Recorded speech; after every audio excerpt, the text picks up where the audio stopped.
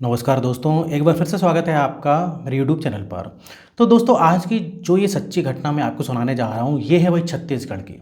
छत्तीसगढ़ के कोरबा डिस्ट्रिक्ट के जो है कुसमुंडा शहर में जो है एक परिवार रहता था।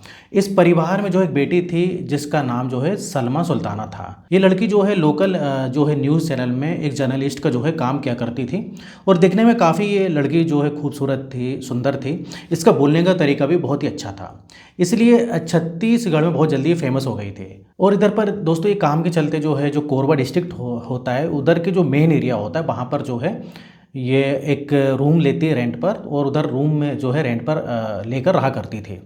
अब इधर क्या है दोस्तों, जाने आने के लिए इसके पास एक स्कूटी थी जिससे अपनी जॉब पर भी जाती थी। अब ये दिन था 21 अक्टूबर 2018 का, जब सलमा सुल्ताना अपने घर यानी कि कुसमुंडा आई हुई थी। अचानक से ये अपनी स्कूटी लेकर घर से निकलती है, उसके बाद ये कहीं बाहर चली जाती है। शाम तक ये घर वापस नहीं आती है और फिर पूरी रात बीत जाती है, लेकिन ये घर वापस नहीं आती है। अब घर वाले इसके जाने या फिर वापस ना आने से बहुत ज़्यादा परेशान इसलिए नहीं थे, क्योंकि अक्सर ये अपने काम के सिलसिले के वजह से बाहर ही रहा करती थी। कई बार ये बिना बताए भी चली जाती थी, 2 से 3 दिन बाद वापस आती थी, इसलिए घर वाले ज़्यादा परेशान नहीं होते। अब 2 से 3 दिन का समय बीत जाता है, सलमा सुल्ताना ना तो घर वापस आई थी, ना ही उसका मोबाइल जो है नंबर लग रहा था, मतलब मोबाइल स्विच ऑफ जा रहा था। वैसे तो देखिए, घर वाले जानते थे कि भाई सलमा सुल्ताना एक खुले विचारों वाली जो है लड़की है, उसके बहुत से दोस्त भी हैं, उसके बहुत सारे मेल फ्रेंड्स भी थे। लेकिन क्योंकि अब उसका मोबाइल नंबर स्विच ऑफ था, इसलिए घर वाले थोड़ा परेशान होते हैं। उसके साथ काम करने वाले जो लोग होते हैं उनको कांटेक्ट करते हैं, दोस्तों को कॉल करते हैं, लेकिन किसी को भी सलमा सुल्ताना के बारे में कुछ भी नहीं पता था, क्योंकि 21 अक्टूबर 2018 को वो अपने किसी भी दोस्त के पास नहीं गए थे। अब कोरबा डिस्ट्रिक्ट में जहाँ वो रहती थी, जब कॉल करके मालूम करते हैं तो पता लगता है कि भाई 21 अक्टूबर से पहले ही वो एक बार रूम पर आई थी, उसके बाद उसको जो है किसी ने भी नहीं देखा। और सलमा के परिवार वाले जो है अपने एंड से ढूंढने की पूरी कोशिश कर रहे थे। अब इसी कोशिशों के दौरान उन्हें मालूम चलता है कि सलमा के बहुत सारे मेल फ्रेंड्स भी हैं और उसे एक्टिंग का भी काफ़ी शौक था। और वो कई बार अपने दोस्तों से ये भी कहती थी कि भाई मुझे काफ़ी एक्टिंग का शौक है और मुंबई जाकर मुझको हीरोइन बनना है। उसका सपना है कि मुंबई जाकर वो काम करे। तो कहीं से सलमा के परिवार वालों को मालूम चलता है कि वो अपने किसी बॉयफ्रेंड के साथ मुंबई चली गई है और इसलिए वो वापस अब नहीं आएगी।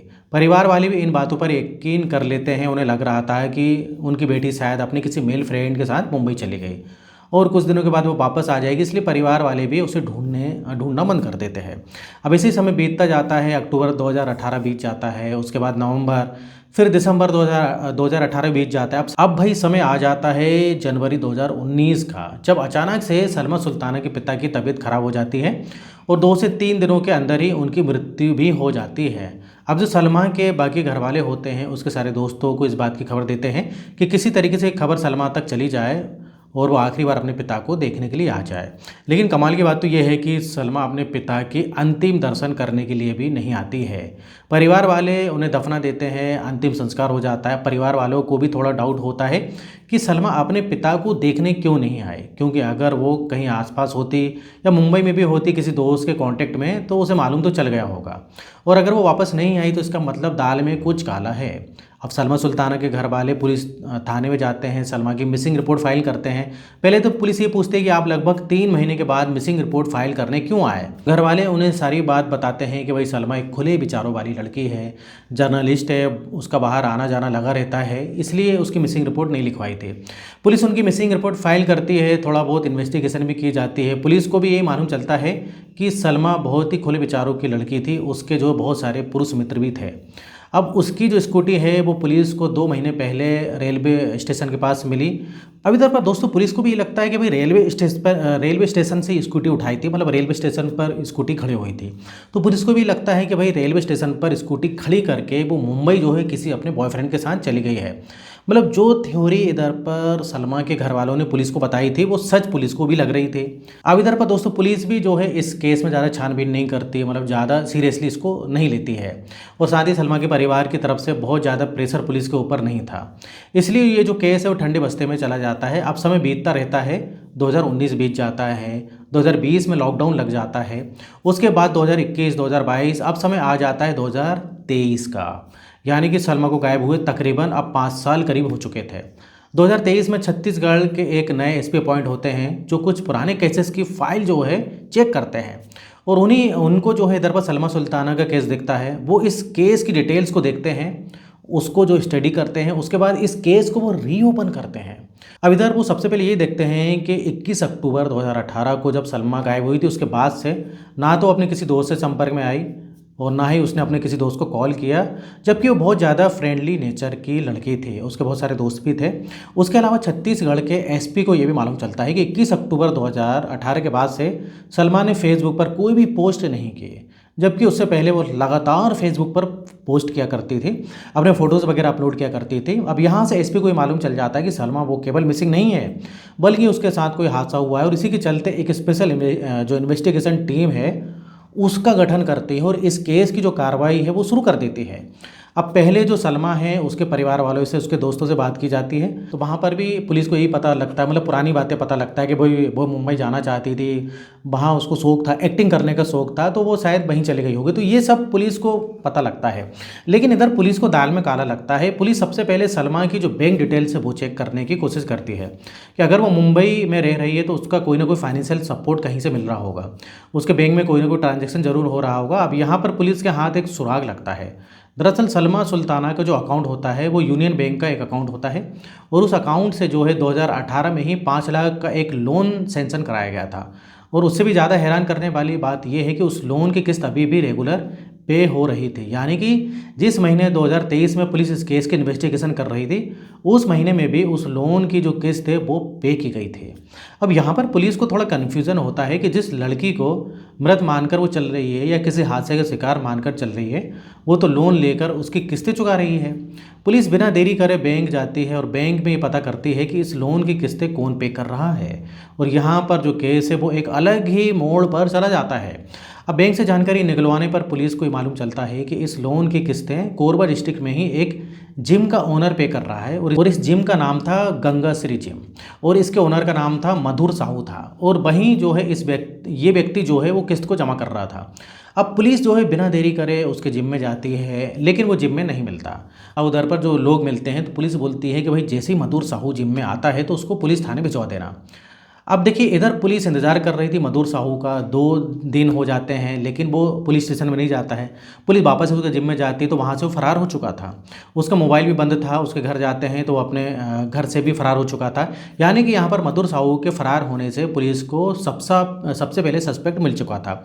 पुलिस बिना किसी देरी करे 2018 की मधुर साहू और साथ में सलमा सुल्ताना दोनों की CDR यानी कि कॉल डिटेल निकलवाती है, और लॉस्ट लोकेशन भी निकलवाती है। जिस दिन 21 अक्टूबर 2018 को सलमा गायब हुई थी, उस दिन इन दोनों की मोबाइल लोकेशन बिल्कुल सेम थे, यानी कि उस दिन ये दोनों साथ में थे।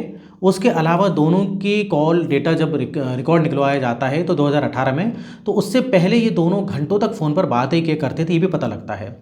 अब भाई इस आधार पर जब और भी जानकारी निकाली जाती है तो मालूम चलता है कि मधुर साहू और सलमा रिलेशनशिप में थे 2018 में, क्योंकि उस टाइम में सलमा इसके जिम में ट्रेनिंग करने के लिए जाती थी। उसी दौरान इनकी दोस्ती हुई थी और ये दोनों रिलेशनशिप में आ गए थे।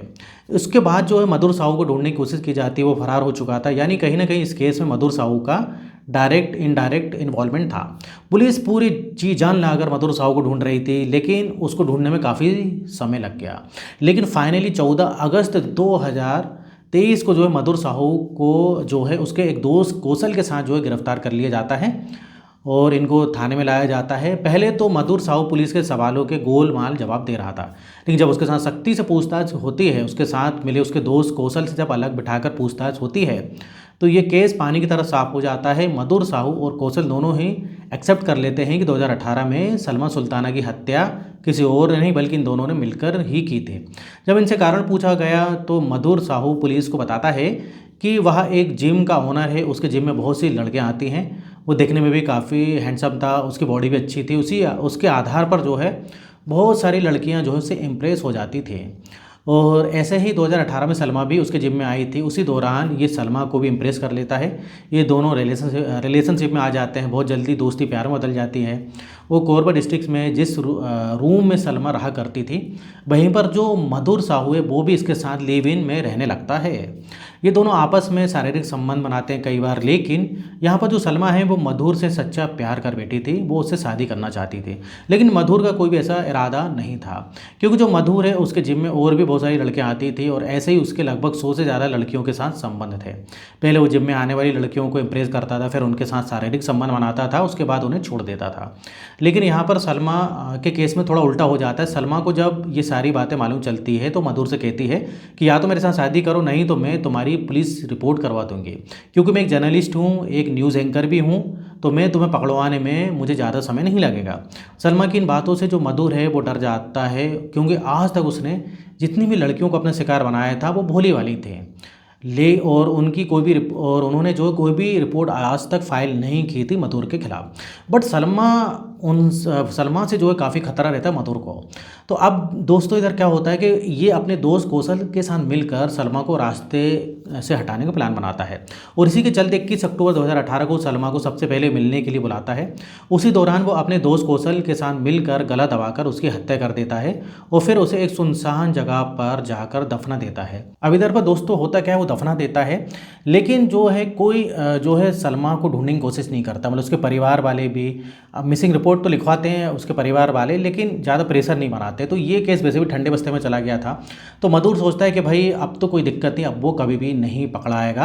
अब इधर पर लेकिन जो मधुर था उसने 2018 में ही उसने सलमा के नाम पर 5 लाख का यूनियन बैंक से जो है लोन लिया था, जिसकी किस्त वो अभी भी चुका रहा था, क्योंकि उसे डर था कि अगर वो किस्तें नहीं देगा तो उसकी जांच होगी, सलमा को ढूंढने की जो है कोशिश की जाएगी, तो वो फिर मालूम चलेगा कि भाई इधर पर वो मर चुकी है, तो शायद जो है उसकी पोल खुल जाएगी।